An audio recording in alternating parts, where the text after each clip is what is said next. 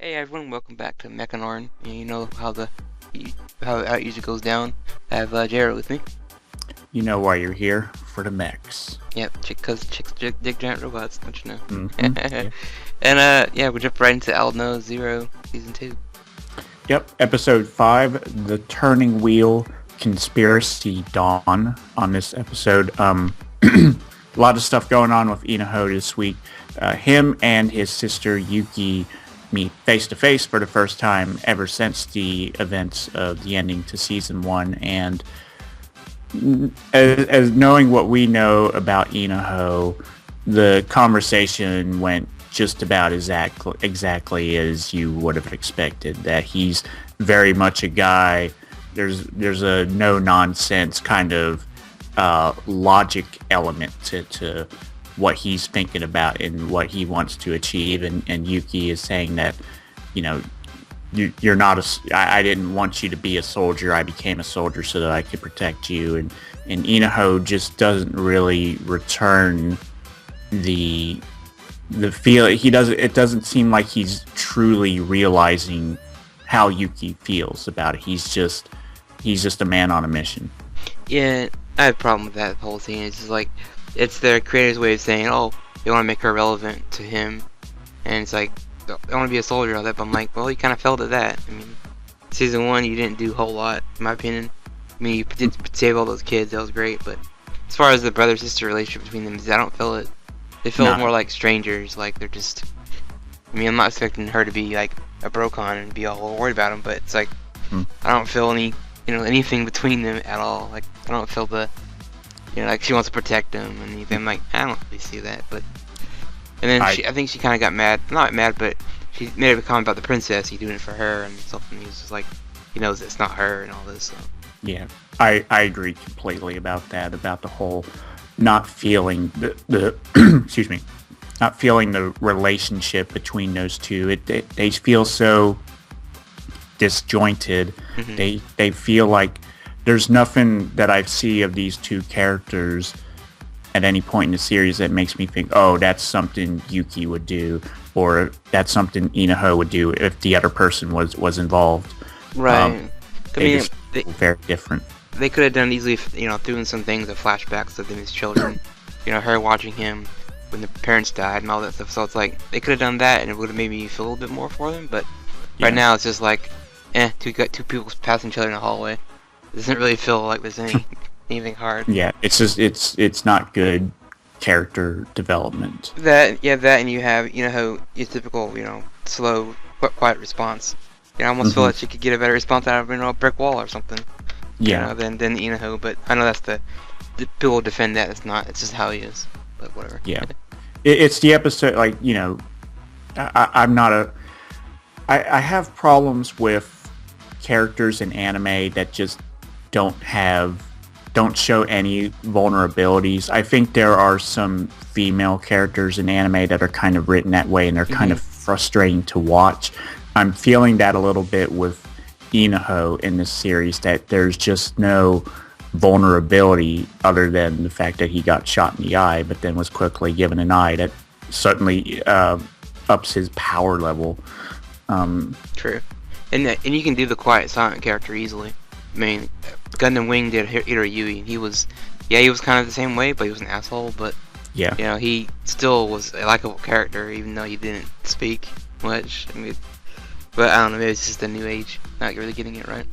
It felt like, comparing Hiro to Inaho, it felt like Hiro fought more strongly for what he desired, whereas Inaho, he's just flat all the time, and he doesn't. There's just no emotion, and I think that really makes me to the point where I just openly, like, I'm rooting for Slain, and that's ridiculous, because Slain is probably the greater of the two evils. So we have Inaho interrogating Mazurek. They captured Mazurek after the last episode, and he kind of knows about Mazurek, and he kind of knows how he feels about the Earth, and that Mazurek is a guy that he can kind of get through to, kind of have somebody on the inside to help with progressing toward finding out exactly where Asylum is, what Asylum is doing, and he sees Mazurek as a guy that he can not manipulate, but use. Right, and I think that was kind of cool. Probably the coolest part of the episode for me, just saying that there actually are different Martians. I mean, we always have these ones that are just hell-bent on destroying Earth and killing everybody. But you have this alternate when he's just like a pacifist. He doesn't want to fight, but he sees value in the humans, like the history and stuff. He's interested in everything, and you know, like you say, he sees that and it's like, well, I can actually use that. And he says something about the princess and actually wins the guy over. But I guess he says a few things and kind of was like, you know what, you're probably right about all this. So it's kind of cool seeing a different type of Martian instead of the usual. Mm-hmm. Yeah, and it's nice to have an orbital knight that has a slightly different viewpoint. I mean, we kind of saw it a little bit with Cruteo a little bit as he started to turn toward Slane's views on how he felt, and that Cruteo started to see that, oh, the orbital knights are actually not good, but you know, we haven't seen him since, assuming he died. Right. From the episode 11 or 10 from season 2, but it's nice to see an orbital knight in the series that has a little bit different of a personality than all the ones we've seen prior. Right. And then Rayet was getting involved in the interrogation and the eventually smuggling him out of there. But with Rayet, she still has this whole thing about the Martians are the enemies, blah, blah, blah. And Inaho is kind of insisting with Rayet that she's not what she thinks she is, that she is a little deeper than just her idea of Martians are the enemies. And his insistence is basically just kind of verbally beating her into submission by just repeating the same thing over and over. Yeah, that's pretty funny, actually. Just seeing that, the 3-year-old thing. No, I'm not. Yes, you are. No, I'm not. And all that back and forth between the two. You know, two of the strangest characters that you wouldn't ever see together in a room. You know, Rayet and Inaho are sort of similar, and they're not very vocal on things, but just put them in a room and they kind of hit off each other a little well. But near the end, I was kind of almost shipping them together, but I'm like, no. Inaho doesn't really deserve anyone, in my opinion. No. But with Rayet, I'm like, I was thinking about her the entire time in the episode. I'm like, what's going to stop her from just going down there and killing that guy when no one's looking? I could see her easily doing that because he's a Martian with her viewpoint on, you know, Martians are evil or the enemies. I'm like, I hope she doesn't go down and murder him before they actually can use him. And I'm glad they didn't do that route for her, thankfully. And it seems like, given her character motivations for as long as we've known her in the series, it seems like something she would be very capable of doing. Oh yeah, definitely. So I would have been interested to see if the series chose to write it that way. So as I mentioned about Mazurek at the end of the episode, Inaho and Rayet, there's an emergency going on. He's sort of out of his cell, but then they find him, and that's when Inaho and Rayet drive him to a desert where they drop him off. They give him a package of food and water, and they say, you can walk back to your castle from here. And they trust him to just leave, and eventually they'll it's kind of like they're planting a seed inside the Martian Empire. Right, and it's kind of like, I guess, a good way for them to get close to wrapping up the story of, you know, the Martians and maybe exploring more of them. I wouldn't mind an episode dedicated just to the Martians only coming up and no Inaho at all. So you can see the inner workings of, you know, some of the behind the scenes that we haven't seen. You know, maybe is the king really there? Is he not there? And all that. Hopefully you can see what's going on. Yeah, and all of that was witnessed by Inko in a mech, and she's kind of wondering just what the heck Inaho is doing, and it feels very typical that Inaho would do something of his own accord and not really consult, and it's gonna cause issues with people, but in the end, he's gonna be right because he's Inaho. That's why I was asking the question. That I'm like, wouldn't he talk to, you know, the commander about this plan. I'm pretty sure she'd be all for it if he explained it. But yeah, like you said, he's kind of going against everyone, doing it behind their back. So it's like it's gonna come back and bite him later. But I fully expect, like you said, them to go, oh well, you're right, and then them going with it. Yeah. Because like in normal military, if you were caught doing something like that, releasing a prisoner because you felt bad for him or you wanted to use him, you'd probably get court-martialed easily. He has a Jack Bauer quality to him where he he does things of his own decision because he always has the best interest of protecting the country and all that, and all of the higher ups are like, you can't do, but then you realize, oh, he is actually doing what he believed was the right thing, even though it was illegal. Right, and even though against protocol. Most people are going to see it as, well, he just wants a booty call from the princess. That's why he's doing all this. He's like, oh, go up there and find her and tell me she's alive, that way I can hook up with her. That's what it feels like to me almost, but yeah. And the Martian thing, you were hoping for an episode with more focused on the Martians. Maybe that's next week, because we see these other two counts, Meryl Cian, I believe the pronunciation is, and Baru Cruz. They're still suspicious of Slane and his quick ascension to power. And they notice when they speak with Salem that she's never alone, and they're always kind of curious about that. So that puts them in a situation where they feel like, we have to step up to Slane and let him know that we're not going to let him just so easily control things. And that's when Meryl Cian approaches him and challenges to a mech battle. So we have Meryl Cian in the Herschel and Slane in the Varsus, and that is something we should be looking forward to next week. Yeah, I noticed that too. It's like he made that comment about her not being alone. I was like, yeah, that's true. And it's like they also have made a comment that the whole wheelchair thing is like, I guess you can walk now and all this, and I'm surprised you haven't asked her about that and gotten close to her. Cause I'm pretty sure if you like touched her on her shoulder, you could probably break that virtual reality thing she's got. I know season 1 showed they can break it easily. Well, I think the user has to, but yeah, it's very interesting that they pointed that out, that she's never alone. Like, that is true. I didn't think about that. And that, those two realizing that it is weird that they all of a sudden Slane is now a count. It's like, even the audience is thinking the same thing as these two characters are thinking, that it's awfully weird. I mean, they haven't. If it was like over a year, I would make sense. But it's like, to me, an enemy viewer, it's like the next day after he died, he became a count. Like, it seems too convenient. All like happened in a matter of 2 days. So, but yeah, the mech battle I'm waiting for. For some reason in my mind, I don't know, I'm thinking more of the comedy side, where they're gonna be in their robots playing like cards or something, just trying to figure out other ways they can battle. But I'm interested in seeing how they're gonna fight, even though back of my mind knows who's already gonna win. I mean, I already kind of figured who's gonna win that, but maybe they can expose the flame and figure out what's going on. But I don't think it's gonna happen that way. The thing that I kind of hope for when we get to this point of them battling is that we can see where a weakness exists in Farces. Nobody expects Meryl Cian to win or anything like that, of course, but the thing that we're looking for is when we get to that inevitable battle between Inaho and Slane, what are some areas, or just one area, that Inaho will be able to take advantage of. Right. I'm kind of expecting maybe a psychological battle between those two.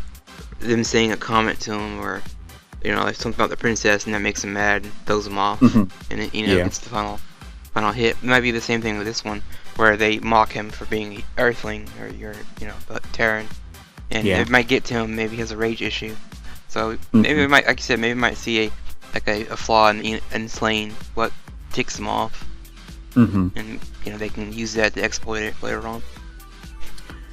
And let's get to some extra stuff from this episode. There was a variant on the Magbarej Mizusaki stick that I've kind of loathed over the past few weeks. Just a little bit of a variety about why do people like men that are this kind of way, and they were mentioning in reference to Mazurek, and I think Mizusaki's kind of like thinking like, oh, because they're cool and collected under pressure. Yeah, that was pretty funny. I like that scene between them. Like, finally they did something different. Like, oh, thanks. but again, in the middle of I guess, I don't know if they were being attacked at the time. or something. But it was just like, again, the wrong time for that. Yeah. Yeah, I always whenever they're talking, I'm always like, here it comes, here it comes, Yeah. here it comes, here it comes.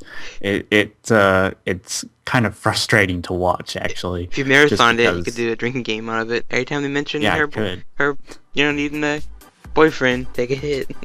Dude, I would have been out like 6 episodes ago. Right.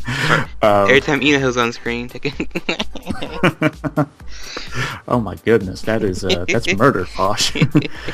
How does Rat stay so lean? A mystery that even Mizuzaki wants to know. Sitting in the cafeteria, talking about eating food and that she's never been on a diet before. They're all very impressed. It's that Martian DNA, I think. It's like, Yeah. on the Martian side, I haven't seen any fat characters. Like, this is how the anime drew me. All right. Right, and then you got the princess. Both princesses are pretty lean. All the men are like, there aren't any fat guys. I'm like, clearly there would be some. I mean, we would have some that are lazy that just kind of, everyone else does the work for them. But yeah, all the merchants stay pretty lean. I think they mentioned like her boobs too, like they're talking to Ray that it went all there. She's just like, what? Like, it flies over her head completely. Like, she doesn't realize. Oh yeah, they were saying something about when you lose weight, it somewhere, starts. yeah. Yeah, and Inko, she was screaming like, this is so frustrating. How can you not? It doesn't really seem like she should have much to worry about. There's a brief little scene where they show her putting on her uniform. Looking pretty good. Yeah, I would say that all the younger characters are pretty good looking. Yeah. Yeah, and I thought that, we remember so often with Nina that you'd have those other guys, Yutaro and whoever, they'd be off to the side kind of like curious or like moving their glasses like legs, like they missed an opportunity with the boys there to kind of add a little bit of humor to that scene. Right, that's true. And then the theme with Asylum is bird in a cage. Is that so much talk about with Inaho or Slain and Edorituo about birds and kind of comparing that to what Asylum's going through right now. Yeah, that whole thing was pretty funny. I'm just like watching it, and for me, it's all animated, but yeah, the images for the birds aren't real. I was like, what the hell is going on? Even the penguin, I'm like, what? It's a real image of a penguin.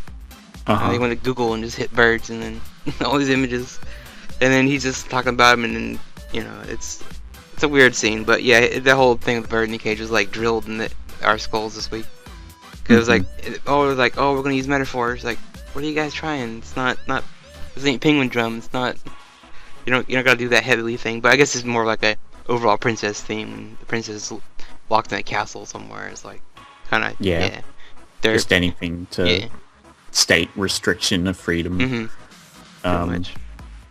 So this episode overall, it was alright. I mean, again, there are just moments that are just kind of like eye roll worthy.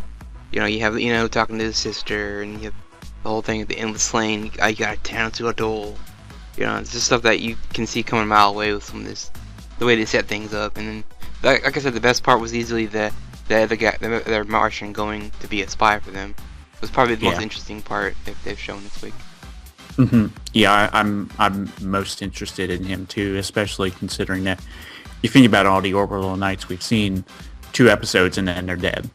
So to have one, and we're seeing a little bit more of Meryl Cian and Barter Cruise through the past couple episodes, as they've been kind of the Orbital Knights that have been most suspicious of what Slain is up to. Right. So that has been a decent quality of season 2, is more Martians getting more chances to be on screen. Yeah, I think that's what season 2 is kind of improved on. Season 1 was more about the Earth side, which is fine. But Inaho being the not so interesting character that he is, I'm more interested in the Martian side, and I think that's kind of their goal. But I also feel it's kind of sad that I'm actually, like you said before, me and you are rooting for Slain more than Inaho, which technically Inaho is the hero. You should be on his side, but they make it so uninteresting that we have to root for the Martians. It's kind of the only only thing to do right now. But yeah, like you said about the other Martian just being this spy is kind of cool, and I'm really hoping he survives. I don't want him to die before he can relay information. I would really hate that. Slane figured out, oh, you met so and so, you have to die or keep him prisoner. But hopefully he stays true to his word and doesn't spill the beans.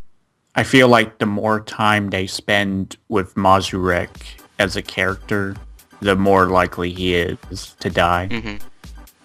So if they kind of cut to little bits of scenes with him, then maybe he'll be written in a way where he'll come out okay, but elsewise, death is a possibility for him. Yeah, I fully expect him to be like gonna send the information, send it to him just as he gets killed or about to die, or he's someone finds him and shoots him before he hits the send button, something like that. But I feel like there'd be some kind of generic thing with him.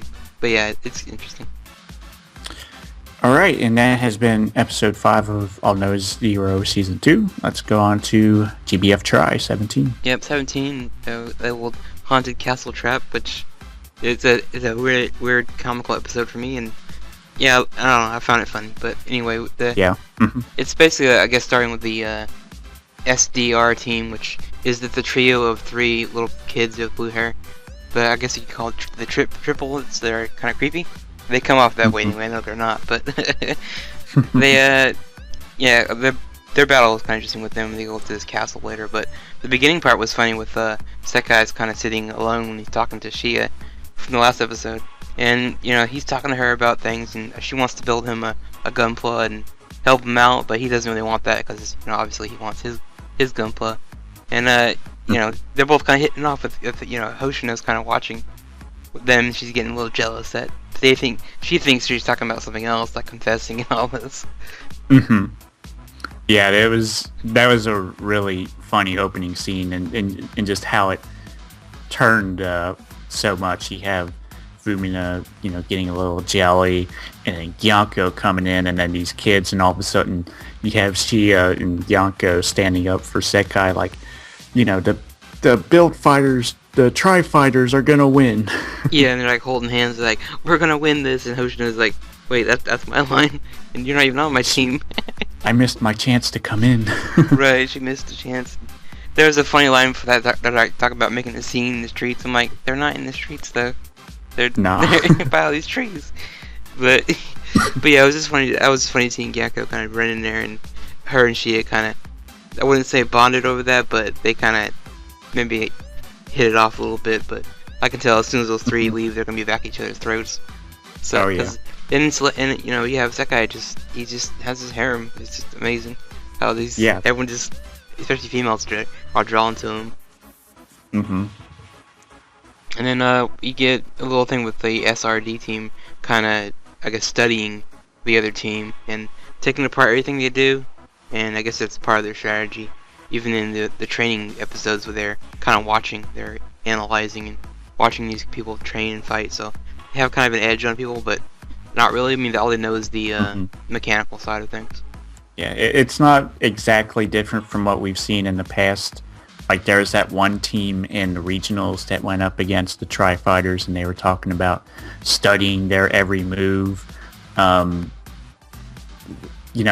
seemed very similar to what they were doing here, but there's something more calculating about this group of kids, that they all have the same style of hair and they dress the same, and they all have a very similar drive and motivation to rip apart their opponents. Right, yeah, they want to get, if they, work with the other team, they could learn their psychological stuff and their mechanical stuff. And maybe get a little edge on everyone, but yeah, but when my brother was watching it, he was like, isn't that kind of cheating? I'm like, not really, because I know in sports they do that same thing. They're looking at a tape of a team, and like, well, this is what we did last week. Study. It's exactly the same thing, game film, yeah. Right, so I was like, that's kind of similar, same setup right there. And so we get the actual fight between these 2 teams, and they fight in the giant Japanese haunted castle, which is kind of funny. I mean, it reminds you of a Pokemon episode or something where they go into a haunted house, and there's Ghost, and Yuma being the cool, quiet guy he is, and surprised he's really scared of Ghost. Yeah, it was funny just seeing him, jumping on Build Burning's back and just like, ah. Yeah, it reminded me of something I could easily see in JoJo. Yeah, like Paul Malf's kind of the character like that, where he's calm and collected, but if there's something that scares him, he's not afraid to scream or jump on someone. Mm-hmm. He's just very vocal about things like that.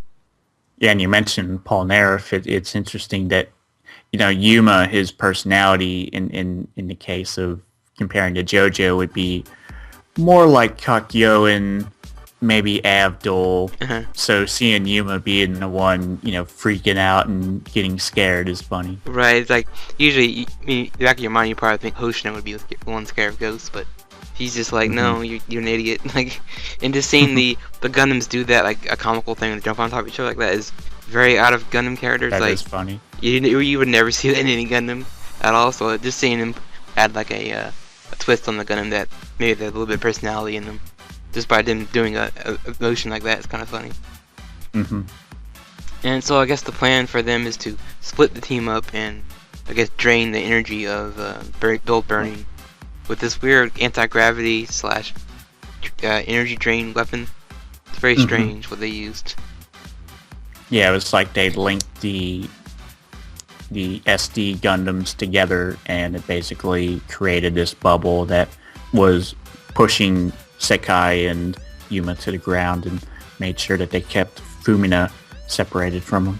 Right, because I guess they realized that without her they can't do anything as far as, the big power-up move, but I think they didn't realize that, that's part one of her suit. Now she's got a new one, so it's different, but she jumps in and saves them with the last minute, but the three kids kind of combine their SD Gundams to make this giant, like, three-headed dragon creature thing, I think, and it kind of ends on that.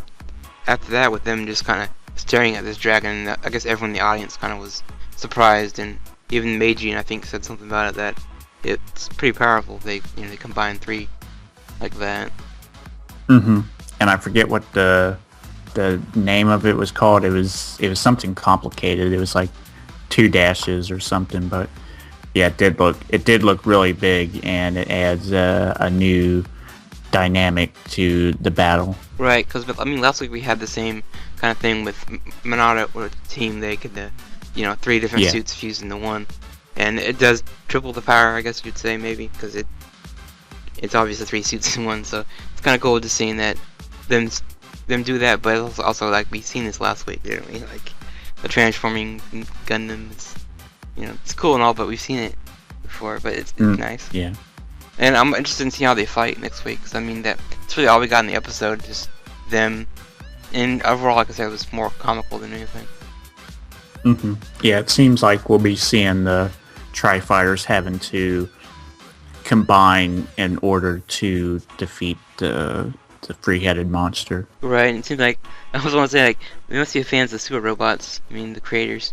I guess they would have to be, because, it did inspire a little bit of Gundam in some of the later, but it is kind of neat seeing them throwing these things like that. But it's like stuff, you would never see this in a real Gundam series. Yeah, like a serious one, you wouldn't see a triple transforming mecha. No. But overall, what do you think of that episode as a whole? Overall, it was a good episode. I like the combination of humor and action in this episode. Not just the humor from the start and the action of the battle, but the humor in the battle too. We talked about Yuma being afraid of ghosts. It's a funny little twist to throw into there at the start of the battle. And this looks like as tough of an opponent as the Tri-Fighters have ever faced. So it'll be fun to see how they can pull through next week. Yeah. Yeah, I'm wondering how they did it too. It's like you said, it's a strong opponent that they haven't fought before. It's kind of interesting. Extras from the episode, just a lot of SD Gundam. That's the main team. That's the ones they use. At little SD Gundams, which I'm kind of getting grown. They're growing on me here and there. The more I see them. Yeah, they can be pretty cool designs, and it's especially cool when you see them form into something gigantic. Definitely, it is. And overall, like you said, very comical episode. Yuma being afraid of ghosts was an interesting, funny touch that I didn't see coming at all. I would think would be a different character, but I guess it's good to see him maybe stand out a little bit in the episode. Mm-hmm. Yeah. And the last thing I mentioned is Sekai's harem. I don't know the main guy's name for DXT, but I would say he might be proud of Sekai and his slowly growing harem.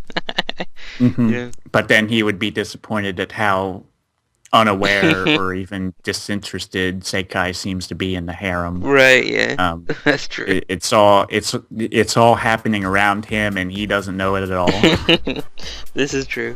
It's like one of those things like maybe after the tournament's done here like, look over and go, oh my god, girls have boobs. And you realize that something like that. But yeah, it's very funny just seeing how all the girls are kind of interested in him and have one thing for him at least. And I'm interested in seeing more of Shia and him.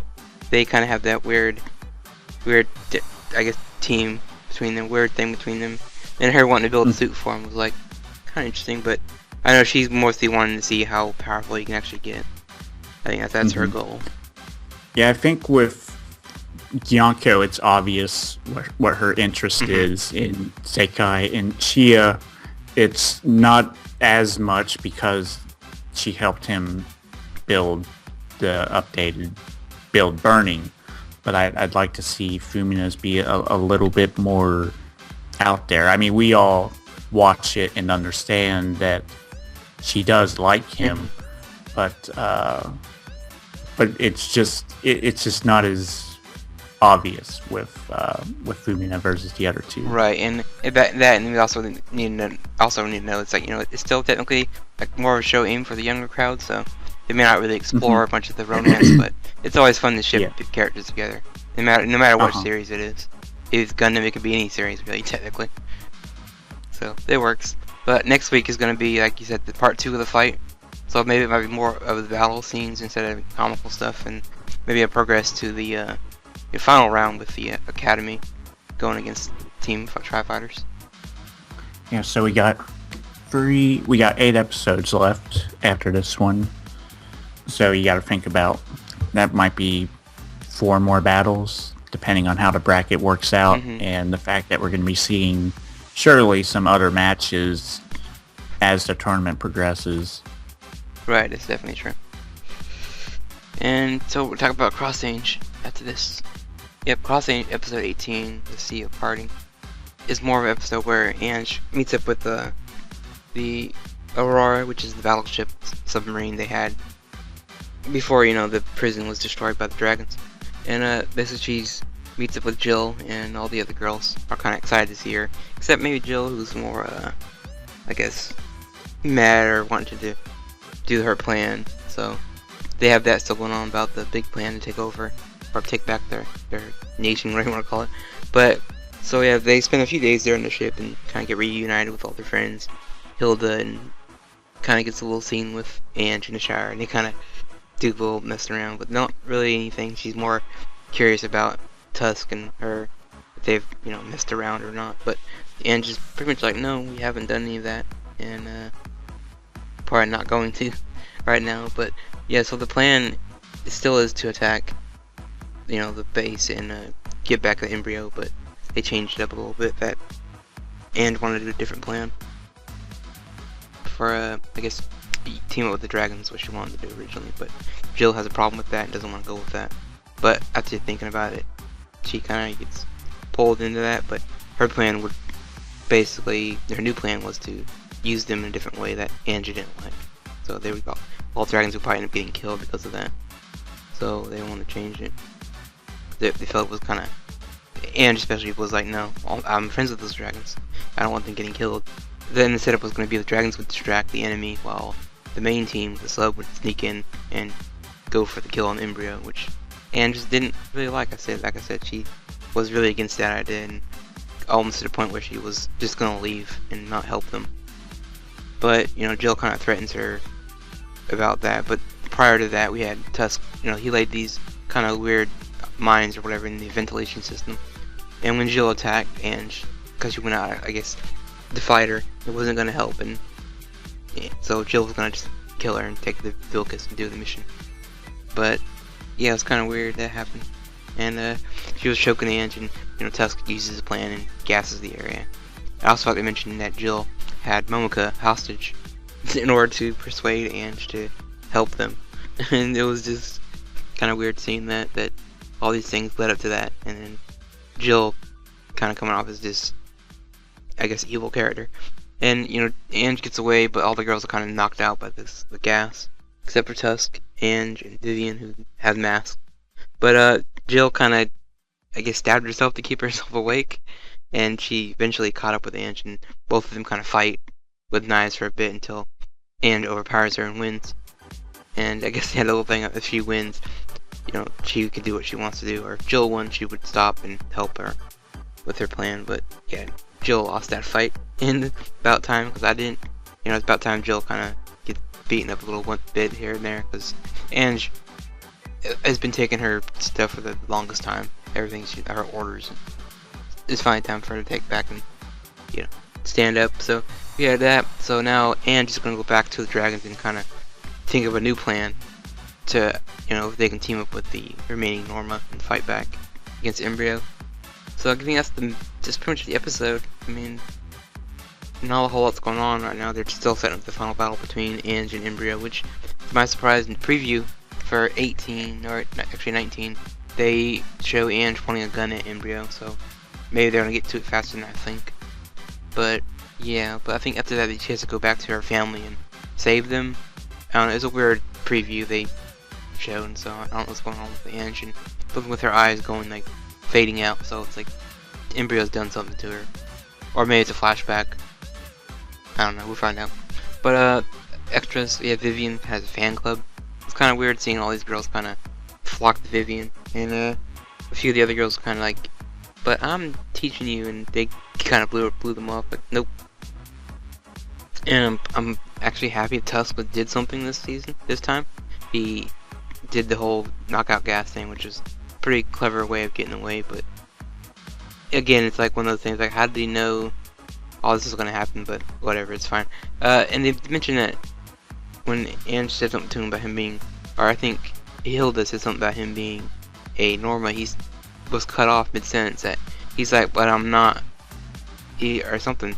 So maybe he's not really a Norma after all, maybe something else, like I wouldn't be surprised if, I don't know, he would have shown signs earlier if he was a dragon.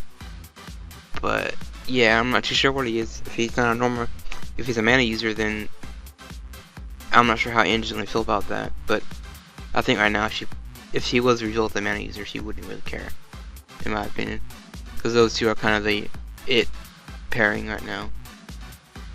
And last thing to mention is, I mean, I know people love the series, but for me, I like it, but there's parts that are kind of annoying. But yeah, it's almost over, which is, I guess, to most people a bad thing or a good thing, depending on where you sit as a viewer. If you like it, that's cool. I have no problem. I just find parts of it to be very annoying, and there is something there, but it's taking a while to get there, unfortunately. And like I said, 18 or episode 19, sorry, is gonna be maybe a flashback episode of maybe how Ange became a Norma or something like that. I wouldn't be surprised if she's been a mana user the entire time. It's just she's been under some kind of spell by Embryo, who maybe gave her some kind of a power suggestion, and now she's a Norma, or I believe she is a Norma. So I wouldn't be surprised if she actually is a mana user, but in my opinion, that's not really gonna matter once they get the aura back to the other dragon world and take everyone's power away. So, but anyway, that's pretty much Mechanorn for this week. See you guys next week for more.